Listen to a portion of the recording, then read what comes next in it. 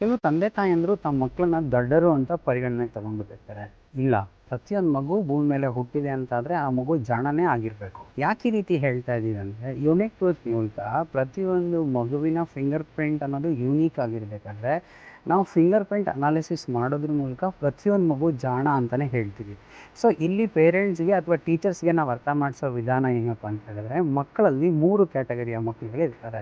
So ಇವರು ಪ್ರಪಂಚ ಹೇಳುವಂಥ ವಿಷಯಗಳನ್ನು, ಪೇರೆಂಟ್ಸ್ ಅಥವಾ ಟೀಚರ್ಸ್ ಹೇಳುವ ವಿಷಯಗಳನ್ನು ಎಷ್ಟು ಫಾಸ್ಟಾಗಿ ಅರ್ಥೈಸ್ಕೊತಾರೆ ಅನ್ನೋದು ಪ್ರಪಂಚಕ್ಕೆ, ಟೀಚರ್ಸ್ಗೆ, ಪೇರೆಂಟ್ಸ್ಗೆ ಗೊತ್ತಾಗಬೇಕಾಗಿರೋದು. ಯುನಿಕ್ ಟ್ರೂತ್ ಮೂಲಕ ಫಿಂಗರ್ ಪ್ರಿಂಟ್ಸ್ನಲ್ಲಿ 3 ಕ್ಯಾಟಗರಿಯ ಮಕ್ಕಳನ್ನಾಗಿ ನಾವು ಡಿವೈಡ್ ಮಾಡ್ತೀವಿ. ಅಡಿಕ್ವೇಟ್, ನಾರ್ಮಲ್, ಅದು ಎಕ್ಸಲೆಂಟ್ ಅಂತ ಹೇಳಿ.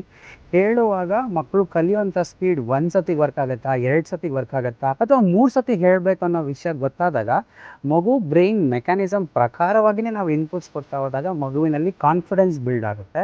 ಮಗು ನಾನು ಕೂಡ ಜಾಣ ಅನ್ನೋ ಒಂದು ನಂಬಿಕೆಗೆ ಬರ್ತಾ. ಈ ಪ್ರೋಸೆಸ್ ಸರಿಯಾಗಿ ಆಗದೆ ಇರುವಾಗ ಪೇರೆಂಟ್ಸ್ ಮೈಂಡ್ಸೆಟ್ ಅಥವಾ ಟೀಚರ್ಸ್ ಮೈಂಡ್ಸೆಟ್ ಏನಾಗುತ್ತೆ, ಮಗು ದಡ್ಡ ಇದ್ದಾನೆ ಅಂತ. ಸೊ ಮಗು ಯಾವ ರೀತಿ ಗ್ರಾಸ್ಪ್ ಮಾಡುತ್ತೆ ಅನ್ನೋ ವಿಷಯನ ನಾನು ತಿಳ್ಕೊಬೇಕಂತ ಹೇಳಿದ್ರೆ ಫಿಂಗರ್ ಪ್ರಿಂಟ್ ಅನಾಲಿಸಿಸ್ ಮಾಡ್ಕೊಬೋದು. ಯುನಿಕ್ ಟ್ರೂತ್ನ ಕಾಂಟ್ಯಾಕ್ಟ್ ಮಾಡಿ.